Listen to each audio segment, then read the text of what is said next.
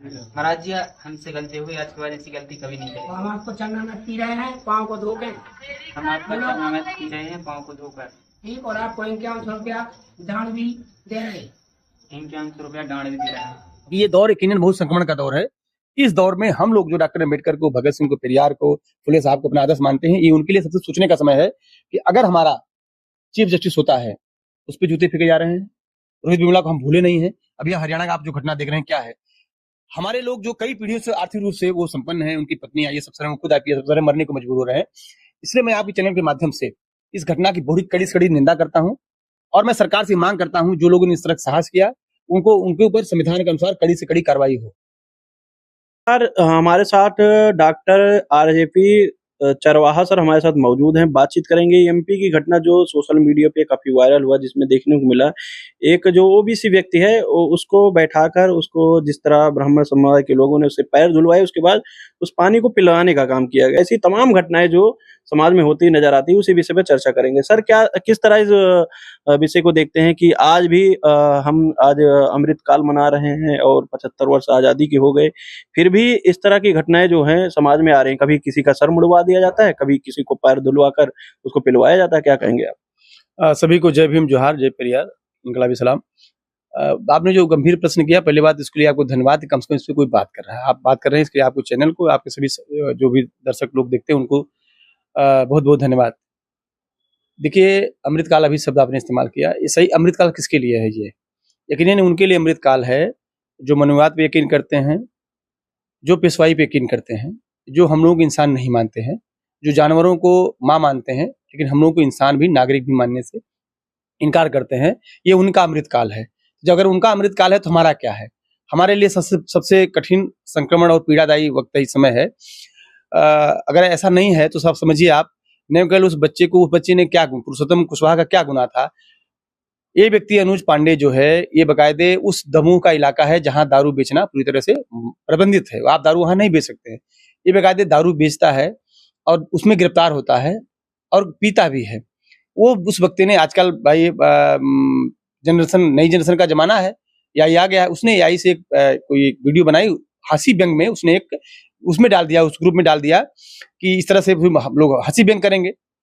और उसको उन लोगों ने शर्मिंदा होने के बजाय, अपनी गिल्टी फील करने के बजाय, अपमानित होने के बजाय, उससे सबक लेने के बजाय, भैया आपने गलत किया तब तो इस बात आई, आपको गलत किया इसका पश्चाताप होना चाहिए, आपको माफी मांगना चाहिए और आपको पश्चाताप करते हुए अपने आप जीवन में सुधार करना चाहिए। लेकिन क्या हो रहा है, वो उस गुनाह को गुनाह नहीं मान रहे हैं, बल्कि जिस लड़के ने इस तरह की बात हिम्मत करके, साहस करके जनता के सामने लाने की कोशिश किया, उसको सैल्यूट करने के बजाय उसको बुला रहे हैं और उसको लोगों के बीच सार्वजनिक रूप से बुला रहे हैं और अपना पैर धुलवा रहे हैं थाली में, और उस थाली का गंदे पानी को पीने के लिए मजबूर कर रहे हैं और 5100 रुपया उससे जुर्माना ले रहे हैं।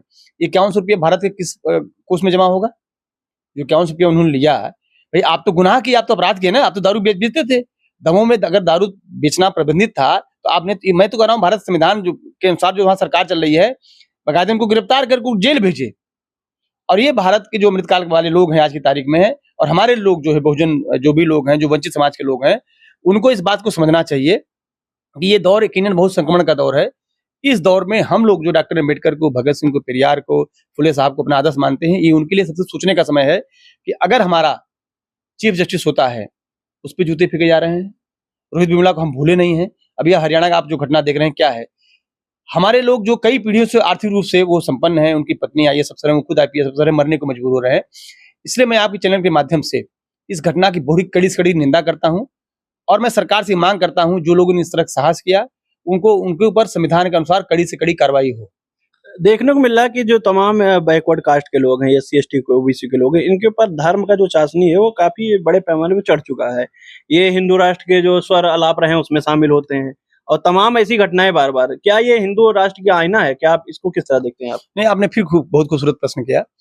मैं ये तो स्पष्ट जिम्मेदारी के साथ कर रहा हूँ कि हमारे जो ओबीसी के साथी हैं, ब्राह्मणवाद को अपने कंधे पर ढो रहे हैं। जिस दिन अपने कंधे से गिरा देंगे, ब्राह्मण भरभरा कर गिर पड़ेगा। और आप देखिए, उदाहरण के तौर से देखिए कि किस तरह हमारे लोगों को वो औजार बनाते हैं। अगर आप 2002 के दंगे की टाइप करेंगे, 2002 गुजरात दंगा, तो उसमें एक व्यक्ति का चेहरा क्रूर रूप से आता है, उसका नाम है अशोक मुची। वो प्रतीक रूप में है, वो नहीं खलनायक रूप में वो है। आज उसको एक जूते की दुकान चलाता है, उसको मदद किसने किया? प्रगतिशील लोग, लेफ्ट के लोगों ने मदद किया, उसका दुकान खुलवाया हुआ है। दूसरा जो नवाजुद्दीन है, जो दलित, जो हाथ जोड़ रहे हैं मुस्लिम है, अभी आप देखेंगे रविंदर पाल जो दारा सिंह के नाम से धनगर, जो अभी आपने देखे कि जिसके साथ का व्यक्ति उड़ीसा का मुख्यमंत्री है, जिसने ऑस्ट्रेलियाई फादरों को जलाया। अभी आप देखेंगे समूला रेगर, जिसने चापे से उसमें आया। मैं तो मानता हूं भारत को संघियों ने लिंचिस्तान बना दिया। लिंचिस्तान शब्द में इस्तेमाल कर रहा हूं। अभी आप देखेंगे जिस तरह की रायबरेली में हुआ, जिस तरह हरिओम वाल्मीकि को जिस तरह मारा गया, तो हमारे लोगों को विवेक सुनकर इसीलिए स्कूल बंद किए जा रहे हैं। स्कूल क्यों बंद कर रहे हैं? वो स्कूल इसलिए बंद कर रहे हैं कि स्कूल जब बंद करेंगे, आप पढ़ेंगे लिखेंगे तो क्या सही है क्या गलत है, आपको एक दृष्टिबोध होगा, आपको एक तरह से जानकारी हो जाएगा, सही और गलत परख करने का नजरिया आपको बनेगा, इसलिए वो स्कूल बंद कर रहे हैं। सर, देखने को मिलता है कि जब आरक्षण का मामला आता है, जब संवैधानिक अधिकार के मामले आते हैं, तो यही लोग हैं जो आज पैर धुलवाने का काम कर रहे हैं और धुलवाने के बाद उनको पिलाने का काम कर रहे हैं। ये लोग आरक्षण का विरोध करेंगे, ये लोग जो SC/ST मूलभूत सेवाएं मिलती हैं, अम्बेडकर साहब को और उनके फॉलोअर को नीले कबूतर ऐसे शब्दों से नवाजा जाता है। यही लोग जब बड़े पैमाने पे आते हैं, कहते हैं हिंदू राष्ट्र का निर्माण करेंगे और कहते हैं हिंदू खतरे में है और हिंदू मुस्लिम करने के काम करते हैं, तो असल में दुश्मन कौन है इस देश का? देखिए, मैं डॉक्टर अम्बेडकर साहब से ये सीखा हूं कि भारत के जो भी मेहनतकश हैं, उनके दो बड़े दुश्मन हैं, एक पूंजीवाद, दूसरा ब्राह्मणवाद। क्लियर कट मैं ये बात कह रहा हूं। आज भी मानता हूं जो लाल पीला नीला हरा झंडा जो भी क्रांति हुआ में सब धुआं कर रहे हैं। आपने देख लिया नेपाल में क्या हुआ, आप देख रहे हैं भारत में भी आप देख रहे हैं। ये सही बात है कि ये सरकार जो है इस समय जो अमृतकाल कह रही है, हमारे लोगों को फिर से गुलाम बनाकर वहीं ले जाना चाहती है। इसलिए आप देखेंगे जिस प्रदेश में आप हैं, ये उत्तर प्रदेश है, यहाँ बगल में भी कुंभ हुआ, हजारों करोड़ रुपए खर्च किए। अभी माघ मेला जो आने वाला है 2026 में और 25 के लास्ट में, इसमें भी वो हजारों करोड़ खर्च करने वाले हैं।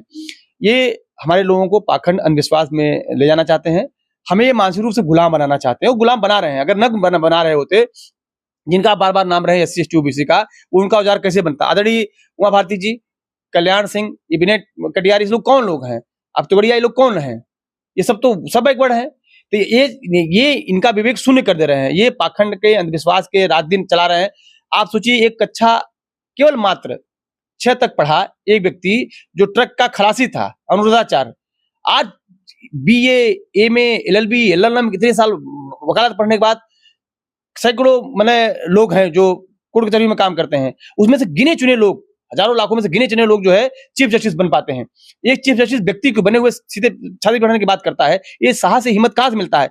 ये साहस हिम्मत उनको मिलता है कि पाखंड अंधविश्वास को इतना बढ़ा दो कि लोगों की तर्क करने की क्षमता खत्म हो जाए। यही कारण है कि जो भी आपके खासकर मत देखिए, मध्य प्रदेश, राजस्थान, आपका गुजरात और उत्तर प्रदेश आज तारीख में सबसे बड़ी उनकी प्रयोगशाला बन गई है। इसलिए आप देखेंगे सबसे ज्यादा दलित जो उत्पीड़न कहाँ है, महिलाओं उत्पीड़न कहाँ है? उत्तर प्रदेश में। अगर उन्होंने उत्तर प्रदेश, मध्य प्रदेश, गुजरात, आपका जो है राजस्थान और अभी बिहार में उनका जिस तरह का चल रहा है, इसको पूरा वो लिबरेट कर रहे हैं। किस हिसाब से? मानसिक रूप से हमारे लोग जो थोड़ा बहुत समझदार हैं, सवाल जवाब करते हैं, उनको आरोप लगाकर कि हमारी भावनाएं आहत हो गई, हमारे लोगों को जेल में डाल रहे हैं। अब सर, बहुत इंपॉर्टेंट लास्ट क्वेश्चन हमारा ये रहेगा कि जिस तरह भावना आहत गैंग आज के डेट में एक्टिव है, कि उनके बड़े इस देश के जो मजलूम तबके के लोग, वंचित तबके के लोग हैं, उनकी भावनाओं का कोई कदर नहीं है। अगर कोई चीफ जस्टिस इंडिया इतने बड़े पैमाने पर किसी बात को कह देता है, उसके बाद माफी भी मांगता है, उसके पर जूते फेंक दिए जाते हैं। आज क्या लगता है कि सर ऐसे जो कुकृत्य कर रहे हैं, क्या लगता है उनके हौसले किस प्रकार बुलंद है? क्या उनको लगता है, क्या वो लोग ये समझ चुके हैं कि देश में संविधान खत्म हो चुका है, मनुस्मृति का राज वापस आ चुका है?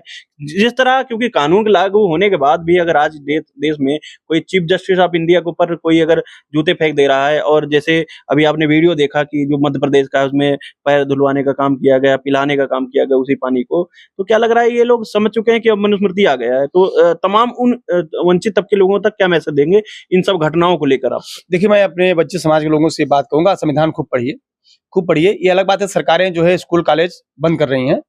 यही आपने बहुत सही कहा कि बार एसोसिएशन का पूर्व अध्यक्ष रहा है अनिल मिश्रा, उसने बाबा साहब को कितना खराब शब्द इस्तेमाल किया है। हमारी भावना नहीं होती रही है। देश की एक बहुत बड़ी आबादी जो डॉक्टर अम्बेडकर को अपना भगवान मानती है और डॉक्टर अम्बेडकर बहुत आदर्श दे रही है। अमित शाह ने पार्लियामेंट में डॉक्टर अम्बेडकर बोल रहे हैं, अब अपमान किया। अमित शाह ने अपमान किया। अमित शाह के अपमान करने से अमित शाह पे कोई कार्रवाई नहीं हुई, उससे साथ अनिल मिश्रा को मिला जबलपुर में। अगर उस पर अमित शाह पे कार्रवाई हुई होती। अच्छा, ये लोग क्यों भारत संविधान को खत्म करना चाहते हैं? क्योंकि भारत संविधान न होता तो आसाराम बापू जेल में न होता। तो कहाँ आप कह रहे हैं? क्योंकि अगर होता, जैसे आप जिस चीफ जस्टिस की बात कर रहे हैं और तमाम ऐसी घटनाएं, कभी आज संविधान लागू है, कोई भी कथा कह सकता है, करवा सकता है, कि कोई यादव व्यक्ति जब कथा कहता है उसके सर मुड़वा दिए जा रहे हैं, कोई कार्रवाई हो नहीं रही, बाकायदा उसके ऊपर कार्रवाई हो रही है। चीफ जस्टिस ऑफ इंडिया को गरियाया जा रहा है, एक खिमा उनके पक्ष में खड़ा हो रहा है। कैसे कह सकते हैं कि अब संविधान लागू है? नहीं, भारत का संविधान अच्छा था, अच्छा है। बाबा साहब ने ये बात कही थी ना कि भारत का कोई भी संविधान अच्छा हो, को लागू करने वाले को निर्भर करता है। झूठ से, फरेब से हमारे लोग गुमराह कर हमने कहा हमारे लोग गुमराह नहीं हुए तो शंभूलाल रेगर कौन है, रविंदर पाल, दारा सिंह धनगर कौन है, आपका जो है वो अशोक मोची कौन है, ये सब तो SC ST OBC के लोग हैं। अब युवा भारती, विनय कटियार, कल्याण सिंह कौन लोग हैं, तोड़िया कौन लोग हैं, ये सब OBC के लोग हैं। आज आपके साथ मौर्य कौन है, जो रूस अगर जा रहा है, बुद्ध की तस्वीर लेके जा रहा है ना, उसकी पहचान कैसे दुनिया में है, पूरी दुनिया में भारत कैसे जाना जाता है, बुद्ध से जाना जाता है, तथागत बुद्ध से, अम्बेडकर से जाना जाता है ना, पूरे से। घटना का और जिक्र करा देते हैं। अभी तालिबान भारत में आया, उसके बाद देखने को लगा महिलाओं को, पत्रकारिता की जो पत्रकार महिलाएं गई थी, उनको पहली बार नहीं बुलाया गया था, फिर बाद में उनके ऊपर प्रेशर बना, फिर महिलाओं को बुलाया गया। क्या लगता है कि क्या दिखाया जा रहा है? एक तो भारत में जिस तरह बात करते हैं कि ये समानता की बात करते हैं, ये तो देखने को मिल रहा है। देखिए, हम तालिबान के जो कैरेक्टर है उसका न समर्थन करते थे, न करता हूँ। भारत में भी जो कट्टर लोग हैं, RSS के लोग, मैंने उसको भी मैं समर्थन नहीं करता हूँ।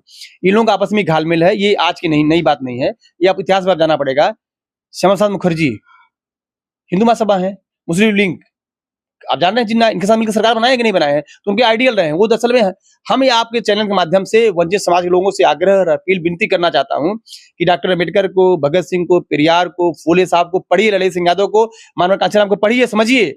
ये बहुत संक्रमण काल है और वो लाख कोशिश कर ले। हमारे पास अभी लोग जो भी थोड़ा बहुत सही लोकतंत्र जो बचा हुआ है, इस लोकतंत्र का उपयोग करते हुए उन्हें चमे राजनीति में हराइए और सामाजिक ताकत अपनी बनाइए। मेन है सामाजिक ताकत। वो विमर्श नहीं चाहेंगे, वो विमर्श घुमा फिरा का, आज की तारीख विमर्श पढ़ाई नहीं हो रही है, दवाई नहीं हो रही, हमारी यात्राएं नहीं हो रही हैं, कैसे लोगों के दुख दूर हो, कैसे वैचारिक चेतना उन्नत हो, कैसे महिलाओं की सुरक्षा हो, बच्चों की सुरक्षा हो, इस पर बहस नहीं हो रही है। बहस कहाँ ले जा रहे हैं? ये उनकी योजना का हिस्सा है और ये कोशिश करेंगे, हमको आपको भड़काएंगे। हम वंचित समाज के लोगों से आपके चैनल के माध्यम से ये विनती करेंगे, आग्रह करेंगे कि जैसा भी हो, कम खाओ, गम खाओ, तकलीफ पीड़ा सहो, लेकिन खुद पढ़ो, बच्चों को, परिवार को, समाज को पढ़ाओ। अगर आप सक्षम हो गए हैं, आप डॉक्टर, वकील, इंजीनियर, समाज में कुछ अच्छे पद पे हो, तो आप जिम्मेदारी के साथ अपने समाज में अपने लोगों के बीच जाओ, उनको जगाओ। क्योंकि अगर ये आप नहीं कर पाओगे, यकीनन वो उन्होंने अगली चुनाव में 2024 चुनाव में कहा ही था कि हमें 400 दे दो, हम संविधान बदल देंगे।